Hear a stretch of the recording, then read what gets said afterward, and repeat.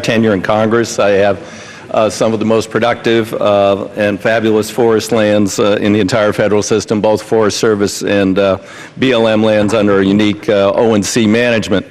But here we are headed in again into a very, very potentially bad fire season. June record heat, no precipitation. We had very little snowpack last winter, and the heavy fuels are already as dry as they get. So we've seen this before. The fires will break out. BLM and Forest Service can't stop fighting the fires, so they will borrow from other accounts, including fuel reduction to protect forest values and communities, forest health, and a myriad of other programs. This happens year after year after year. It's time to end that, and this bill takes that first step in ending that practice of fire borrowing, and that is of tremendous benefit to the resource agencies, the resources themselves, and our preparedness and capability of fighting fires. That alone gives this bill tremendous merit. It deals with some other long-standing issues in Oregon. We adopted something called temporary east side screens back in 1993, I believe, saying you couldn't cut any tree over 21 inches in diameter. It makes no biological sense, and it makes no sense to the premier forest scientists in the world, Jerry Franklin and Norm Johnson.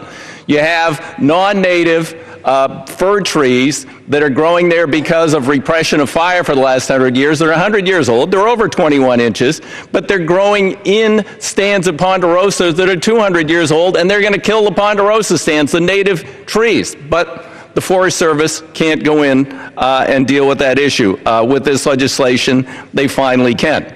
On our unique O&C lands, there's a provision of the Northwest Forest Plan called Survey and Manage, literally crawling around on the forest floor looking for slugs, snails, calling for owls, and doing all these things 3 years in a row.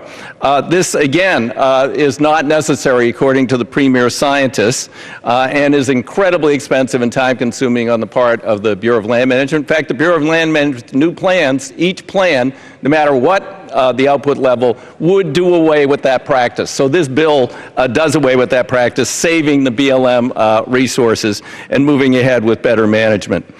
There are a number of other issues that relate to these O&C lands. I want to thank Chairman Bishop, Chairman McClintock for working with myself, Mr. Schrader, and Mr. Walden in order to address these issues, extending the comment period, developing new management options. BLM is refusing, despite the Oregon delegation bipartisan request to extend the comment period on these critical management plans.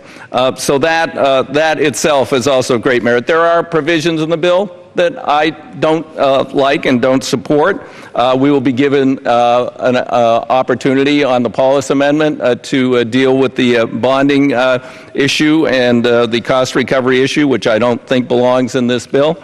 I have concerns about the magnitude of the CEs for fire recovery and salvage. But on balance, the other parts of this bill are important to the point where the bill should receive support. Gentleman's time has expired. People who care about the future of our forests. Gentleman's time has expired. Gentlewoman from Massachusetts reserves. I reserve the balance of my time. Gentleman from Utah is recognized. Please to allow 2 minutes to the subcommittee.